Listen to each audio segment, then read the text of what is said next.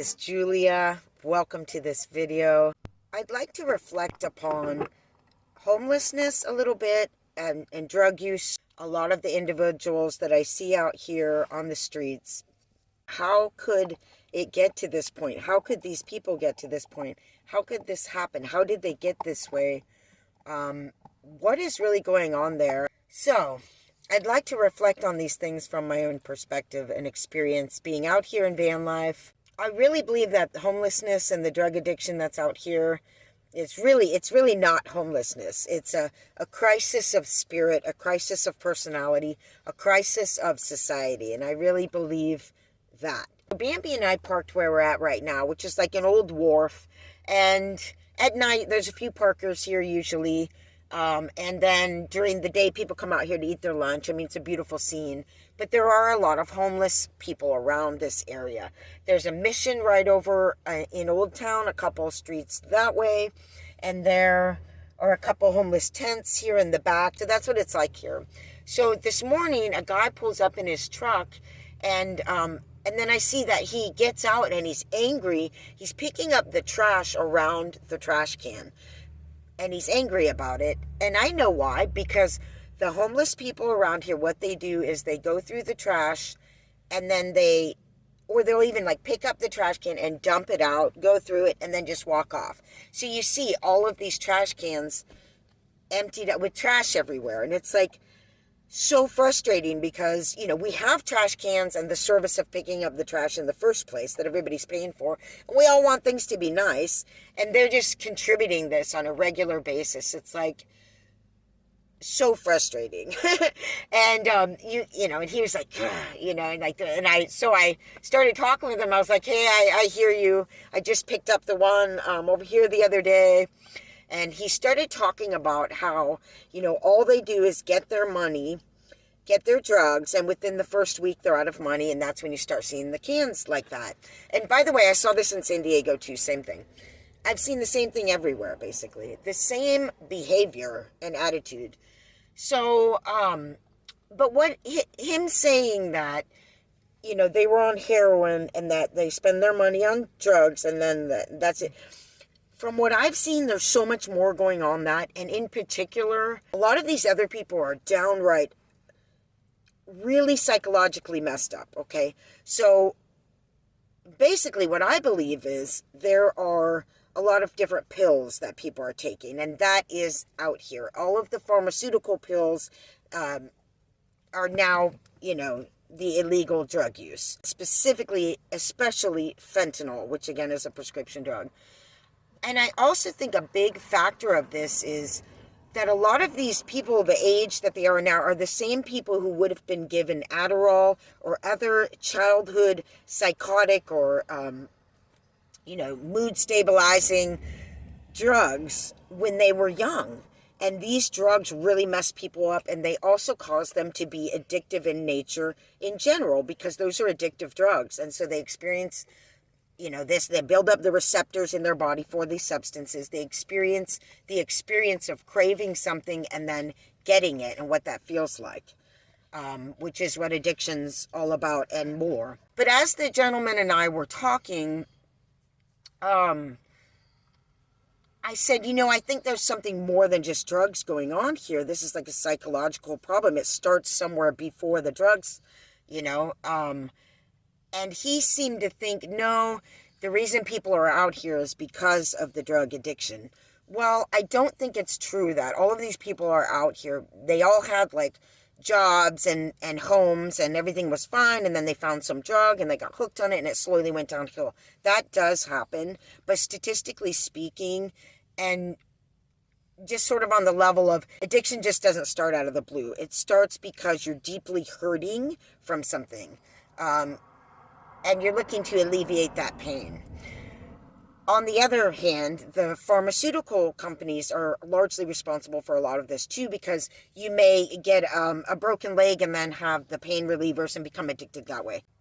From what I've seen, it's unimaginable being out here, what it would be like to not have a home and struggling. And what happens is a lot of these people become enveloped in this culture of homelessness. Like, even if you wanted to get out, you get in this mindset of all the people that are already out here. And there's this culture built up of like, this is how we do things in the homeless way. They have lingo, their own language about it. They have a whole culture, and the culture is victim oriented for psychological and personality reasons. Personality aspects, unprocessed childhood trauma and things like that I'm talking about, unprocessed societal trauma that's going on for all of us in a big way. I truly believe this is a dynasty of dysfunction we're dealing with. It's an intergenerational problem. In my own family, whatever issues I have, my mother had serious issues. Her mother had serious issues, and her mother. I can trace it back 4 generations. This is intergenerational. It's larger than the individual. It's a societal issue, and society's making it worse. There are more codependents or people with self-love deficit disorder than ever before, and more narcissists. And this is a reflection of trauma. And narcissism and codependency are different ways of dealing with it. It's a dynasty of dysfunction out there. Talking with that man, I just, and he was angry and I'm angry and we're all angry about it, but looking at just the surface of homelessness and drug addiction is not ever going to help solve this problem. There's this lady that I've seen before. This is someone who really is acting crazy, like, physically acting crazy, not someone you could hold a conversation with, just really acting crazy. I don't know how else to describe it. And I saw her before and I thought maybe I should do a series of photographs and interviews of some of these people, because this woman had this crazy outfit on that was kind of cool. But what it looked like to me was that this is the effects of pills. These antipsychotic pills can make you psychotic and depressed and suicidal. And this is psychosis that I'm witnessing here. But her outfit was crazy, like something I'd want to photograph as an artist myself. And she had the scarves. She actually had like scarves like this wrapped, but some were wrapped across the face. And she had like a bright green sticker on her leg and like tennis shoes. It was like a weird mix of like Mediterranean punk rock rap look. So this lady comes walking up and she goes to the trash can and she finds like a Starbucks perfectly good, caramel cream, like iced latte thing. And you could just see her eyes light up, and she sits down right there on the parking lot edge there and starts sipping it, and like a little kid. And she's really like animated and wild and crazy. Like the energy, of someone who's in this state is like really wild and crazy. And I know that energy. So what I feel like when I see a lot of these people, and the reason I feel like I can relate is I could see how someone could become psychotic. I feel like that's how I can understand it better than maybe someone who hasn't delved into their inner weirdness and inner like tendencies. One of the things I discovered about myself was I have a lot of energy. And I'm very creative and dynamic myself, but when that is out of balance, when I'm not centered, that's some really crazy intense energy. It's just too much. That's sort of like with this lady, a more full-blown version of that. It's like if you had like anxiety and you were trying to take anti-anxiety medicines, but then you had depression too, so they were giving you that, and then you had antipsychotic. All of those things would be mixing together. But anyway, for me, I have to remember to breathe, stay focused and centered, and more meditation would help. But anyway, so she's sitting there with this drink and she's all animated, and she leans back and puts her leg up and like starts drinking like this, and it starts pouring all over her face and down. And there's these two, and she kind of like realizes what's going on and then like takes off. And I'm watching these 2 guys in a Jeep next to me that pulled up. They start laughing. They're laughing at her. I guess she went down to the water to wash it off. And I could understand how something like that's funny. It can be funny. And I think we should be able to laugh at each other. Everybody shouldn't be so darn sensitive. But they took it way further than that. They started making jokes back and forth. Yeah, if I was on heroin, oh, I bet she this, that, and all this stuff. And it was really, really mean. Really mean. Like, really, like, they couldn't imagine at all that this was a human being and what this person had been through and why they might be that way. I can't understand more than I think those mean gentlemen did about why this have some kind of empathy and sympathy for a person like this. And then Bambi and I went walking. Way off in the distance down the path, you could hear it coming. Swearing, complaining, and really adept observations about society, but done in a way that was screaming out profanities, anger, trauma, crisis. This person was very, very angry.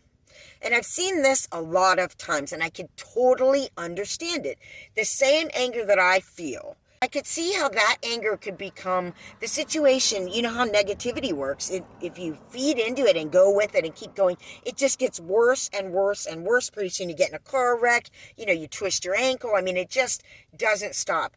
And there was a time in my life, and this is one of the reasons I jumped into van life and moved from where I was to start something new. I felt like I was in this negative space where I couldn't get out of it. It was like every single thing pissed me off and was negative. And I saw myself doing it. I was like, you're in this really negative state and you're just creating it more and more and more. And I just began to recognize that. And that's what I think that was. This was a very smart person, like I say, with very adept observations from what I could hear what they were saying. But they were so angry, so negative, and so pissed off that it was just causing them to be a bubble of negativity and unhappiness. So anyway, when she was walking by, and I'll often do this, I said, hello. And a lot of times they won't say hi at all, because one of the other things I've discovered about the homeless culture is they believe they're in a different world than normal people. I mean, these people don't know I live in a van or that I've been through things that they've been through. I found a lot of the homeless people will not even acknowledge you because they haven't been acknowledged so many times over and over and over again. I think that's a lot of what's going on here with these people, because you hear these people talking to themselves over and over again, and they're in this own little world. And I do believe it's a lot of the pharmaceutical drug use, as well as heroin, fentanyl, and all those things. I think a big part of it, how they got in, the way they are now talking with themselves is a expanded version or a further along the line to real illness version of what was going on earlier. And what was going on earlier was that they weren't being heard and they weren't being loved. It all comes back to this same childhood trauma, which goes back to intergenerational trauma, which goes back to a larger disconnection that we have. And this has been going on a long time. So it might be hard to see that. Even just parents that would be loving to us with all of their intention and all the love they have for us could cause us the trauma of abandonment and not being seen or heard just because of the state of modern society, where they have to go to work 40, 50 hours a week, where we have to go to school, being parented by other people, and disconnection from the earth and things that are natural food, natural time outdoors, time with nature. Kids aren't playing in nature anymore, all of these things. So even though the parents don't have the intent of disregarding us in a way that would make us feel unheard, and children by their very nature are considered the ones that don't know, and the parents are the authority, so they often do feel unheard. It's just the nature of growing up. So we have all of that. I think what's going on with these people a lot is this original not being loved, being abandoned, not being heard. And then on top of the normal dysfunction, if you come from an actually really dysfunctional family, on top of it in a dysfunctional society. Okay, so what they start doing is they talk to themselves and they talk out to the world.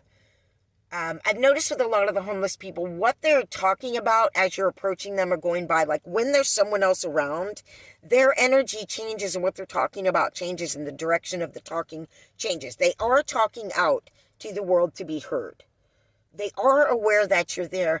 Oftentimes, they're actually trying to get a response from you, and it may be a negative response. They may be yelling out and cursing, so you'll say, hey, be quiet, or that's rude, or whatever. They want to get that out of you. They want some response. They want to be heard. That's what I'm saying. So a lot of this talking to yourself, talking crazy is, or the original seed of that is someone who's not being heard. And our society also encourages this feeling by having structured rules and ways of doing things, and you're supposed to do it And you're not really supposed to question authority. You're not supposed to question the government. You're not supposed to question anything. And this has been drilled into us. And so, again, there's this feeling of not being heard. And there's this feeling in our lifestyle of not being able to take our own destiny in our own hands. You know, don't you think people feel really strapped these days and not free? Even, you know, when you get sick, you're not, first of all, you're not in control of your food, basically. And then you get sick, you go to someone else to heal you. You're not responsible for your own body. This whole way of life we're living really takes a lot of the self-determination away from us. And that's another way in which we're disempowered and unempowered in our lives that make us feel so unheard, so like unexisting, really, you know, ungrounded, unsure, you know. So back to the lady, I feel like that was what is going on with her. And when I said hello, she said hello. And I said, the things you're talking about, we kept walking, you know, but I said, the things you're talking about, I said, I hear you. I said, you're right, it's crazy out here. And she said, yeah. And then walked on. She was heard by me, period, dot. I don't need to talk with you anymore, but I'm just letting you know, sister, I hear you. You're right, it's messed up out here. Now, maybe if we or her or we could be acknowledged in what we have to say about things and what we actually feel, that's another thing. We're not allowed to feel our feelings. We're certainly not allowed to express them, right? I mean, right? Because it's weak. Because you're vulnerable. You know, it's true. Maybe if we could be heard, if we could express ourselves and we could actually be heard, we would then be able to take it to the next step. Okay, what next? Now I've been heard. Now, what am I going to do with this? Am I just going to sit in this puddle of depression and negativity, screaming out all of these negative things? So there's something going on there. And if you think it's just like psychosis and, you know, that's not going to heal it. They need medicine or they need like electrotherapy or whatever. I really believe a lot of this stuff is heart-based stuff, psychology. It's the trauma stuff that isn't allowing us to process all of this stuff, and it just becomes more and more crazy. And that pills aren't helping. One more thing. I heard more yelling and complaining, and a lot of times you hear this, like, talk about society's effects. One, all of these kids were put on Adderall. There was a big wave of people put on different kid psychosis type drugs. And two, all of this, you know, now I sound old, all of this rap music, that this music is super, super negative, and they're like blasting it out, you know, some 18-year-old kid, and he's like yelling out curses and and I just looked at him, I was like, Adderall, this kid was put on when he was an innocent kid because he was too hyper, you know, and the parents and the society didn't know how to direct that in a way that would be more productive, and say, yeah, that's awesome that you're the way that you are. How can we, you know, corral this without like dampening down the entire person's personality with some kind of chemical drug? So, a little bit of a story, and I'll just close this story by again reiterating, as I've said before, homelessness I don't think is really a problem about not having a home. Obviously, my perspective is expansive enough to think, wow, I can live in a van and feel like that's plenty for me and that's a home.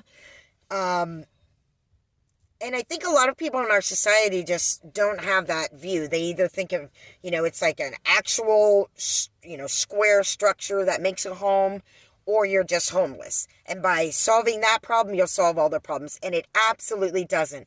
So I really don't think homelessness is not the origin of the problem. This is a deeper problem that's been going on for generations.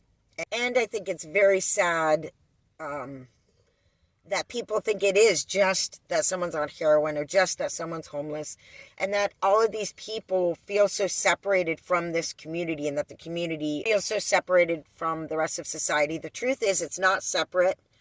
And that's what I see, that this is a problem that we're all going to have to face together. There's no way you can just ignore this problem and pretend it doesn't exist and just be mad when the trash is on the ground and have no responsibility for it as an American, as a human being. These people need to be heard and acknowledged. They don't just need to be fed and money thrown at them and housing or whatever. It's much deeper than that. And until we take the time to do that, and also get these pharmaceutical gangsters off our backs and stop bringing this into our community, as well as the other illegal drugs, we're not going to solve this problem. The solution for all this craziness is a really beautiful thing. It's called life. It's called nature. It's called love. It's called, community, tribe. It's called, what I call being uncivilized. So I just wanted to bring you this story today out here in van life. This is what I'm seeing out here. There's no getting away from it. I'm not trying to park in places where there's more, homeless, drug addict people. This is everywhere, and if you're living in a vehicle, you are going to be parked at parks and other very lovely places, but this is where they are too, because they have nowhere else to go. Thank you for listening to my story. I know it was really long, but I hope you enjoyed it and got something out of it. Be well. Don't forget to breathe.